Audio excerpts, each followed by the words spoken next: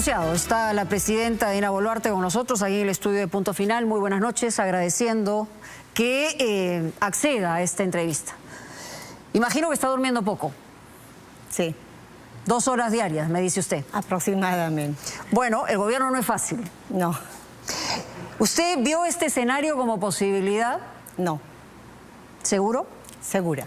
¿Nunca habló de la posibilidad de, cuando se presentaron las 2 vacancias anteriores, nunca vio el escenario como posibilidad para que usted asumiera el cargo? No. Muy bien, vamos a lo que ha señalado. Usted ha señalado que este es un gobierno de transición. El gobierno de transición tiene una característica determinada. Va a ser corto, tiene que ser directo, con prioridades y tiene que ser efectivo. ¿Cuál es la prioridad fundamental de ese gobierno de transición? Sí. Para que este gobierno sea efectivo y eficiente, pusimos a ministros que conocieran por dentro cada cartera.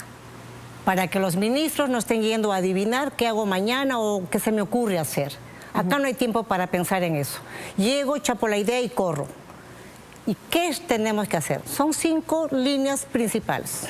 Salud, educación, agricultura, vivienda.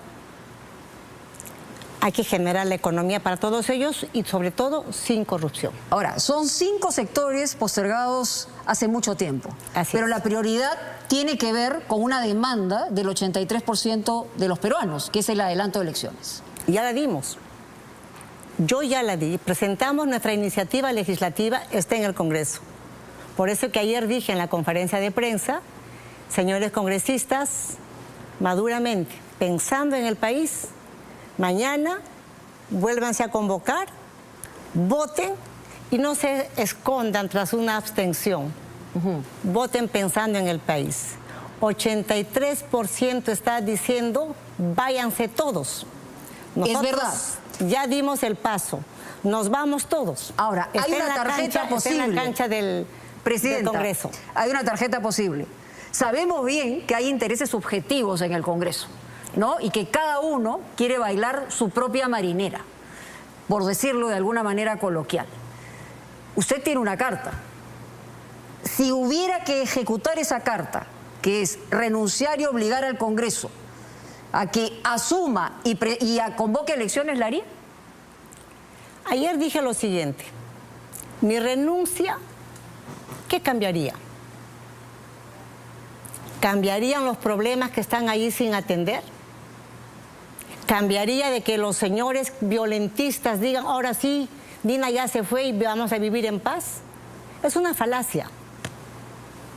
Y si yo renuncio, estaría dándoles la razón a estos señores violentistas que a consecuencia de la violencia tengan que renunciar. Creo que las personas en democracia tenemos que saber respetar y ser respetuosos de las leyes. En consecuencia, lo correcto, hacer las reformas políticas, porque tampoco podemos ir a una nueva elección sin reformas políticas. Hay quienes dicen que eso es una excusa. Para evitar, no, el Congreso que tenemos, los políticos que tenemos, que el pueblo, y mediante estas reformas políticas, podemos cambiar la clase política y el país pueda tener un Congreso respetable, unos políticos que den la cara para resolver los problemas del país y no estemos siempre esperando que lleguen políticos que han recibido prebendas de algunos empresarios y llegando al Congreso tengan que estar pagando esas deudas electorales encerradas en corrupción. Tenemos que trabajar esas reformas políticas. Sin ella, estamos perdidos. Perú Libre la llevó conjuntamente en la plancha con Pedro Castillo a la victoria en las elecciones. Pero en este caso, no solamente en este caso, ya la había expulsado y hoy le da la espalda. Pero también se parte en la derecha y le da la espalda. Paradójicamente, Fuerza Popular y algunos otros votos de la derecha están tratando de respaldarla. ¿Cómo analiza usted ese cuadro político?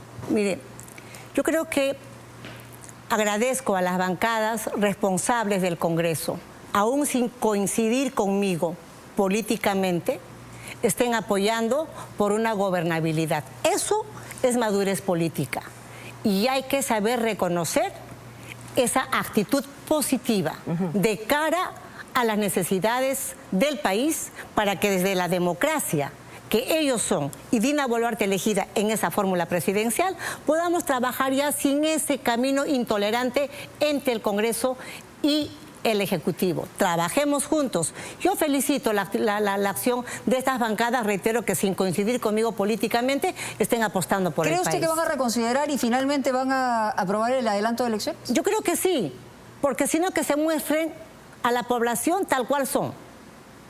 Pongan la cara y digan, yo no quiero irme. Pero claro, el Ejecutivo también puede presionar políticamente hablando. Vamos a presionar. Ayer nos hemos reunido con el Consejo de Estado hasta bien tarde, estaba el presidente del Congreso, hemos conversado con él. Él está en toda la disposición de volver a convocar para que se defina de una vez por todas en el Congreso aquel clamor popular del 85% de la población que quiere que nos vayamos todos. Vayámonos todos, pues ¿cuál es el problema? ¿Qué intereses están cuidando en sus curules? ¿Fue un error señalar en el Congreso cuando usted asume que iba a ser la presidenta hasta el 26 o fue un acuerdo con el Congreso? No. La juramentación tenía que darse conforme a la Constitución. Y cuando a nosotros nos eligieron, aquel 6 de junio del año pasado, la Constitución dice periodo de gobierno 5 años. Yo no podía juramentar fuera del contexto legal. Por eso que la juramentación ha sido hasta el 28 de julio del 2026. Vamos a lo que ha anunciado esta noche y ojalá que sea más específica. Usted ha dicho que mañana pasado se cambia el premier. Primero, se ha hablado de que efectivamente este es un gabinete técnico y no podría enfrentar la situación política que estamos viviendo. ¿Quién va a ser el premier? Te voy a agradecer que me permitas todavía la reserva del nombre. Te voy a agradecer. ¿Cuál es el perfil del premier? Porque ya lo tiene, me imagino. Sí. Político, pero también que mire con esa sensibilidad que necesita mirar las necesidades del pueblo. Que conozca el Perú profundo. ¿Jorge Nieto? No. Descartamos a Jorge Nieto. Sí. ¿Alguien que usted conoce hace mucho tiempo? Sí. ¿Y por qué confía que él va a tener el manejo político necesario?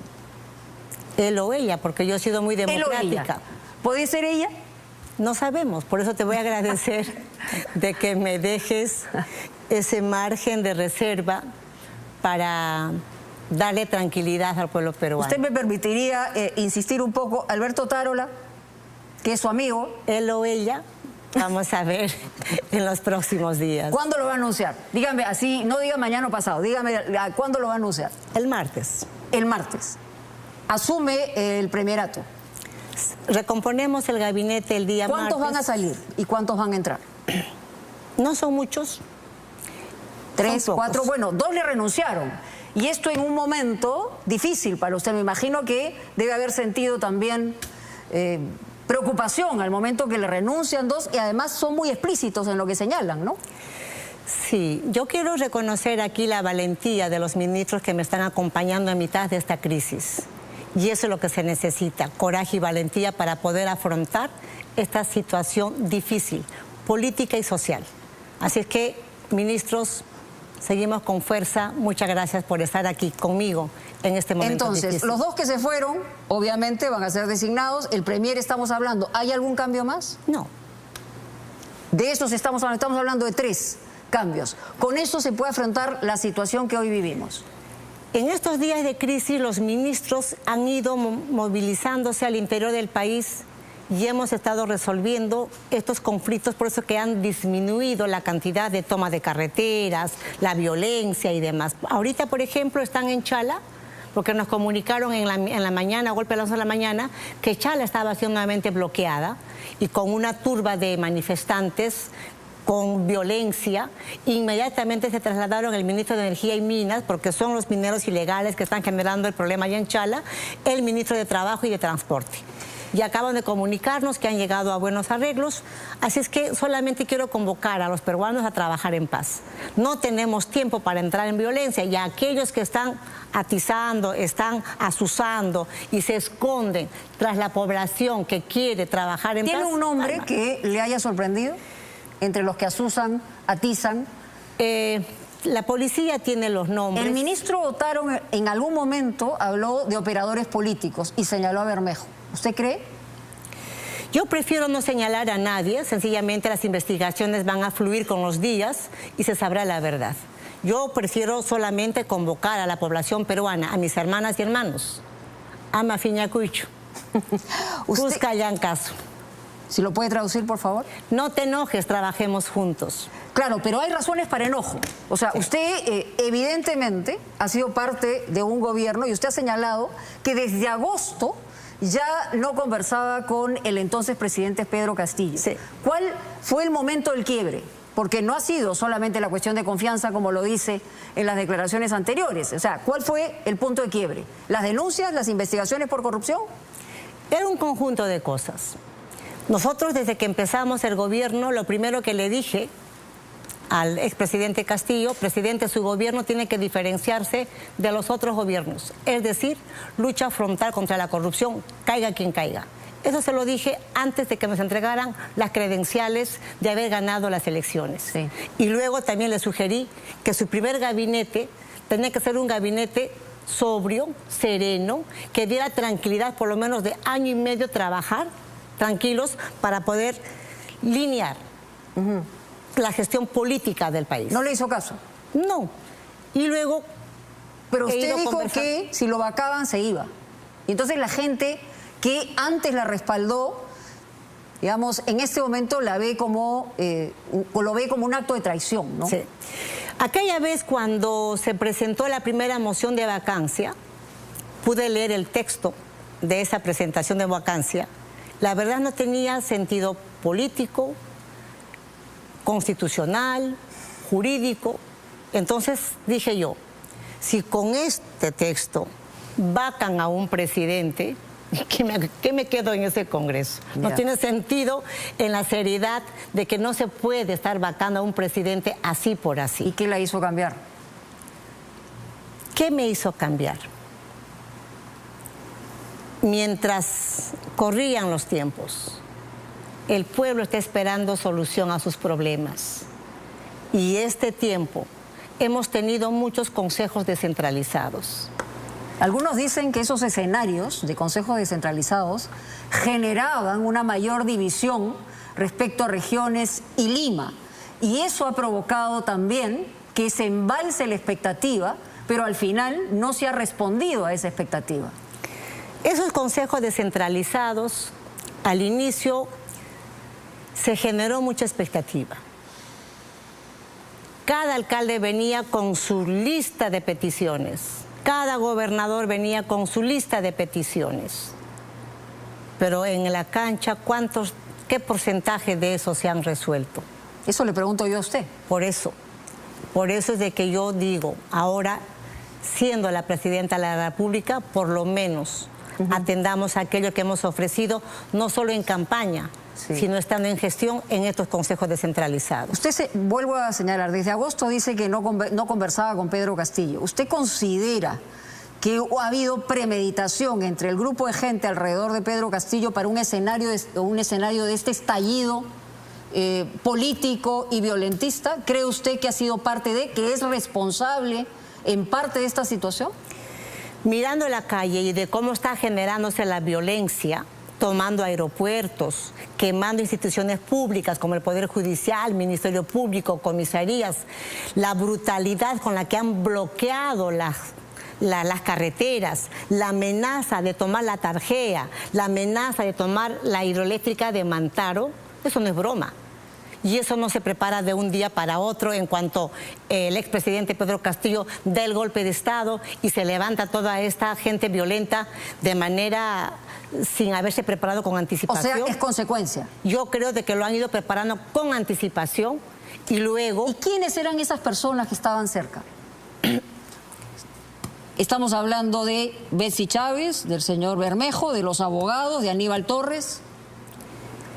Quienes estaban tras esta cuestión de confianza a la cual yo me opuse era lamentablemente el ex premier, la ministra Betsy Chávez. No lo he visto al congresista Bermejo en ese grupo, tampoco a estos abogados, pero de lo que yo pude ver en Consejo de Ministros, quienes plantearon esta cuestión de confianza ya preparada ante el Consejo de Ministros fue el Premier y el presidente al costado. ¿Usted se ha reunido con Cerrón? No. ¿No ha tenido ninguna comunicación con él en esta situación cuando ha asumido la presidencia? No. Está distanciada completamente de Perú Libre. Cuando en el mes de mayo de este año, yo he estado con COVID, me dio COVID, recibí una llamada del doctor Vladimir y conversamos respecto de mi problema de salud y del apoyo que en el problema que yo tenía en la subcomisión de acusaciones constitucionales, la bancada me iba a apoyar. Y eso lo conversamos y yo agradezco el apoyo de la bancada en esa medida de la acusación en la subcomisión. 3 cosas puntuales. ¿Asume alguna responsabilidad política por los 23 muertos en este enfrentamiento? ¿Qué papel debe jugar la policía y la Fuerza Armada? Hay quienes dicen y la acusan de haber militarizado su gobierno, ¿no? ¿Y qué es lo que va a hacer de inmediato para reinstaurar las capacidades de diálogo para ver efectivamente y separar la conflictividad real de quienes asusan y promueven los ataques que hemos tenido en los últimos días? Mira, Mónica, yo creo que en medio de esta tremenda violencia, donde han tomado el aeropuerto de Cusco, de Arequipa, de Ayacucho, de Apurímac, y con todo el laberinto que han hecho estas fuerzas violentistas, ¿cómo se puede dialogar? Ya venimos de una experiencia de los 80, de los 90, casi porque se dijo eran pequeñas situaciones que estaban por allí levantándose. Sí. Hemos tenido Usted habla de antes de Sendero Luminoso. Sí. ¿Y ahora habla de qué? ¿De la posibilidad del Movadef? No, hablo de que no podemos darle tregua a la violencia. Es por eso que dentro del marco constitucional las Fuerzas Armadas han salido para proteger a las familias, para proteger los negocios, para proteger las instituciones, para proteger la propiedad privada. No podemos vivir dentro del caos, claro, y tenemos que ser firmes, porque si no salía la policía, si no salían las Fuerzas Armadas, yo lamento mucho, me duele en el alma y en el corazón los fallecidos en esta situación de violencia, pero con la violencia no se puede transar. Con los violentos no se puede transar. ¿Se garantiza que se investiguen las muertes por si se ha cruzado la línea y se ha provocado una situación de abuso en el uso de la fuerza? Por supuesto, la Fiscalía ya tomó cartas en el asunto. Hoy me he reunido con el comandante de las Fuerzas Armadas y él también ha dicho que se va a hacer las investigaciones necesarias. O sea, dentro del marco legal, siempre la indicación ha sido que la policía y las Fuerzas Armadas salgan dentro de los derechos humanos. Protejamos la vida, protejamos la salud. Y a eso salió la policía y a eso salió las Fuerzas Armadas. Pero hemos visto la cantidad de violencia que hay. Con la violencia no podemos transar. O sea, ¿y usted coincide con que sectores de minería ilegal, sectores de ex Movadef, sectores incluso del narcotráfico, pueden estar en distintos grupos promoviendo la violencia? Porque alguien tiene que financiar. Hace unos días yo visité a un policía herido en el hospital de policía. Sí. Y le pregunté, ¿tú trabajas en Chincheros? Sí. ¿Qué tiempo trabajas en Chincheros? 4 años. Y yo le digo, de la experiencia que yo tuve cuando vivía en Chaloanca, en mi tierra, cuando el policía era foráneo, el pueblo lo acoge con cariño. ¿Por qué te atacaron los chincherinos? Y él me dice, es que no era gente de Chincheros. A mí me arrastraba una turba que vino de la zona del Brain. Más bien los chincherinos son los que me rescatan. Y me han tenido que sacar en helicóptero para poder estar acá. Toda su espalda está llena de esquirlas.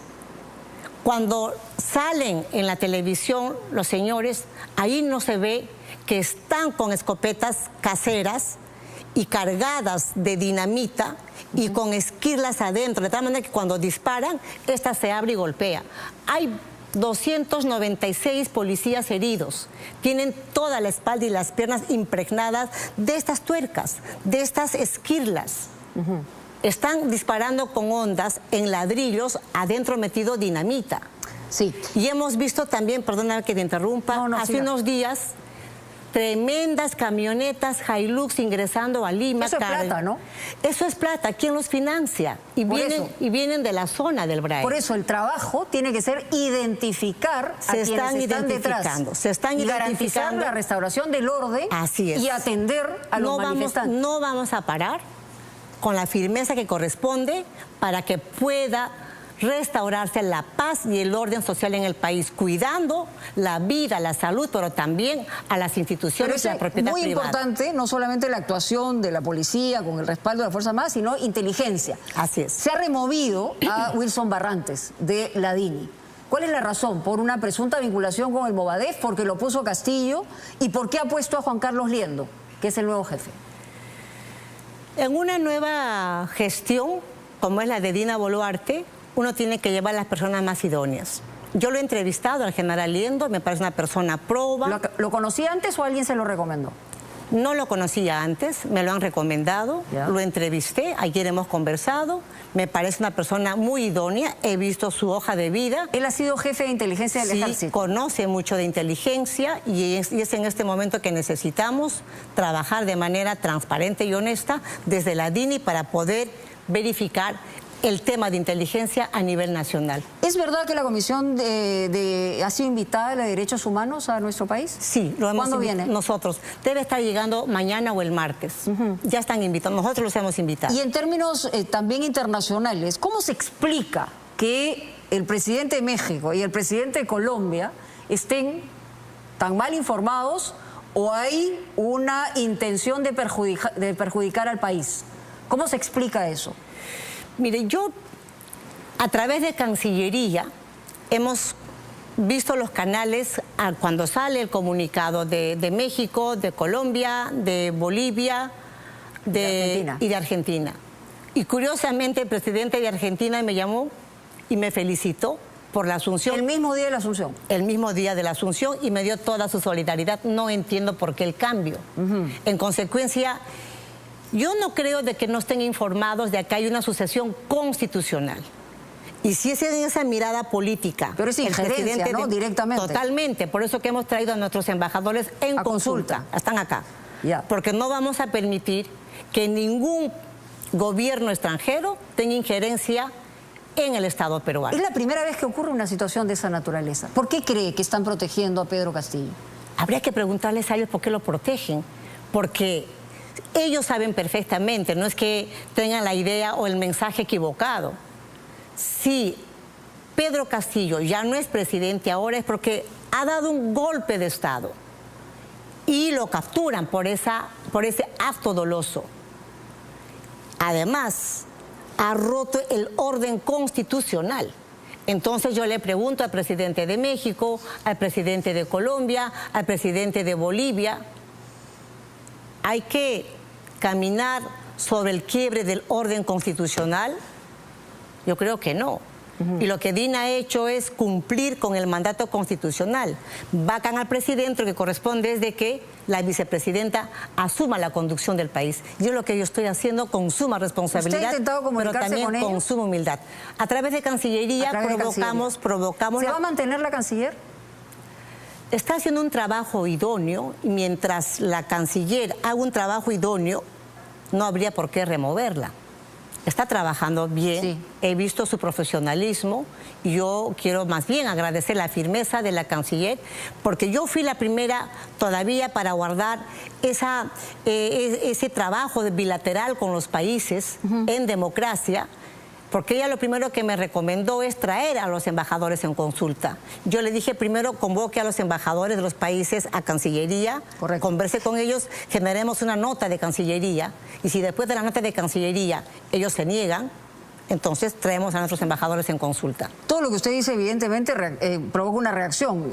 Cerrón ha señalado lo siguiente: no llamé a Dina Boluarte, fue su viceministro Contreras que me sorprendió con la llamada y me comunicó con ella y me preguntó cómo iba a votar la bancada. Le dije que se acordó votar contra todo tipo de vacancia, suspensión e inhabilitación, ¿no? Comuniqué a la bancada del suceso, es lo que dice. Es cierto, porque a través del viceministro Contreras en aquel momento, que me puso en contacto con el doctor Vladimir Cerrón. O sea, él no está mintiendo ni yo tampoco. ¿Sí? ¿Usted confía en que la policía y la Fuerza Armada va primero restaurar el orden, por un lado, pero lo va a hacer dentro del marco que debe hacerlo y sin excederse en ningún caso? La policía y el ejército son profesionales, saben lo que hacen, tienen códigos, en qué momento actúan, en qué momento tienen que poner la fuerza, y está dentro del marco legal. Sin embargo, los excesos que pudieran haber existido, se abrirán las investigaciones correspondientes. Yo sé que tenemos que ir acabando. ¿Se va a dar un bono? Sí. ¿Qué tipo de bono? ¿A quién? El bono agrario, para el sector agrario, que ya viene sufriendo bastante por el tema de la sequía y por la falta del fertilizante que hasta ahora no puede llegar. ¿Cuál es la mayor frustración en estos 11 días de gobierno que tiene usted? Como mujer me siento violentada por esta cantidad de gente que ha salido a pedir mi renuncia. Creo de que es una forma también de maltrato a la mujer. ¿Cree que es por machismo? No, más del machismo, pero sí siento que como mujer me siento maltratada.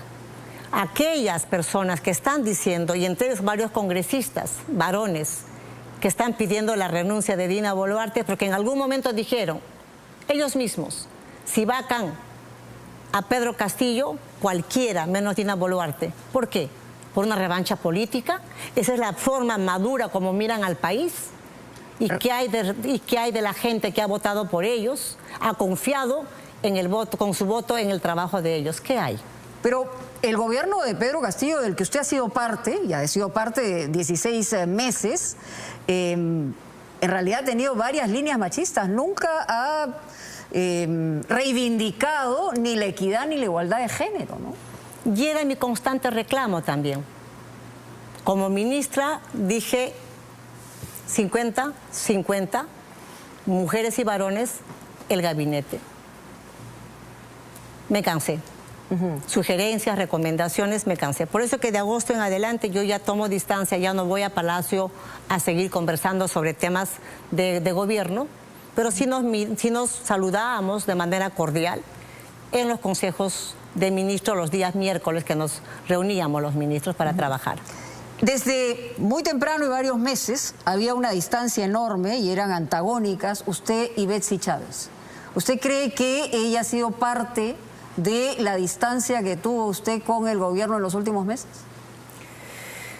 La verdad, nunca de mayor importancia a la actitud de la señora Betsy Chávez. Yo me he conducido siempre de manera correcta. La he tratado siempre con el respeto que corresponde como ministra de Estado, y esa es la relación que ha habido entre ella y yo. ¿Usted se reunió con Eduard Málaga, promotor de la tercera vacancia, antes de presentar la vacancia? Sí, me comentó que estaba reuniendo sus firmas para la vacancia. Yo le dije que había que apostar todavía por la gobernabilidad, que en democracia eso es lo que tenemos que hacer. Si no se hubiera presentado la cuestión de confianza, si no hubiera asumido Betsy Chávez, usted hubiera seguido, y eventualmente no hubiera habido una vacancia, porque se decía en ese momento que no habían los votos, ¿usted seguiría en el gobierno de Pedro Castillo? Hace bastante tiempo yo quería salirme del gabinete. ¿Por qué no lo hacía? Le decía al presidente, cambie de rumbo. Yo lo voy a seguir acompañando cuando vea que usted está tomando alguna decisión de cambiar de rumbo, de manera correcta, de manera honesta. No se dio. Por eso es que en este último tramo plantean la cuestión de confianza. ¿No confiaba en usted, Pedro Castillo? Yo creo que nunca confió, porque si hubiera confiado, hubiera tomado por lo menos uno de mis recomendaciones. No las tomó ninguna. Pero estuvo usted cuando estuvieron los Silva, los Gainer Alvarado, todas las investigaciones, en algún momento fue muy dura con las revelaciones que se señalaban. Hoy percibe que evidentemente, además del golpe de Estado que intentó Pedro Castillo, puede estar vinculados a todas esas investigaciones por corrupción que tiene. La Fiscalía tiene su rol de investigación, que investigue la Fiscalía y con el tiempo se sabrá. Y si es que está involucrado el expresidente Pedro Castillo en actos de corrupción, tendrá que responder ante la ley. ¿Qué es lo más importante para usted en los próximos días hasta fin de año? Tenemos que atender lo más urgente posible el tema del agro, el tema del agua. Están muriendo vicuñas en la zona de Galeras, de Tacna, bueno, hay una sequía Moquegua, enorme, ¿no? Pero no solamente es la sequía. Yo me he reunido con los alpaqueros y me he reunido con los ganaderos. SENASA ha descuidado la vacunación de toda esa zona, de toda esa fauna. Están muriendo por el tema de la sarna. Sí. Y también me he reunido con la embajadora de Australia, donde se han llevado nuestros auquénidos para allá, y le he dicho que podamos conversar, todavía hace más o menos como 2 meses, para que podamos atender en un convenio que vengan sus técnicos de allá de Australia y podamos cuidar la salud de nuestra vicuña, de nuestras llamas, de nuestras alpacas. ¿Cómo se va a impactar en la economía? Porque se viene muy difícil el año 23. O sea, no solamente hay que exigirle al Congreso que apruebe el adelanto de elecciones, eso va a tener un impacto donde va a generar una mayor tranquilidad. Eso, desde nuestro punto de vista, debería ser la prioridad del Congreso inmediatamente. Se puede hacer en 2 legislaturas, pero además hay un tema económico y el 23 viene difícil. ¿Qué ha conversado con su ministro de Economía para concluir? Para que por lo menos esta Navidad pasen bien nuestras hermanas y hermanos, vamos a dar un aguinaldo más de los 300 soles que se daban toda la vida. Para que puedan tener una Navidad bien. ¿Se sabe cuánto más? De 500 soles. 500 soles. 500 soles vamos a dar de aguinaldo a la población peruana, a los que están dentro de las planillas y reciben su aguinaldo en cada Navidad. Muy bien. Entonces, ¿mañana asume el nuevo premier o pasado mañana? Pasado mañana. Muy bien. No le quito más tiempo porque entiendo que tiene otros compromisos y también nosotros, evidentemente, cumplimos con la palabra que hemos empeñado. Muchas gracias. Gracias también por la invitación. Estaremos en cualquier Buenas momento noches. nuevamente porque hay muchas cosas que han quedado pendientes. Muy gentil.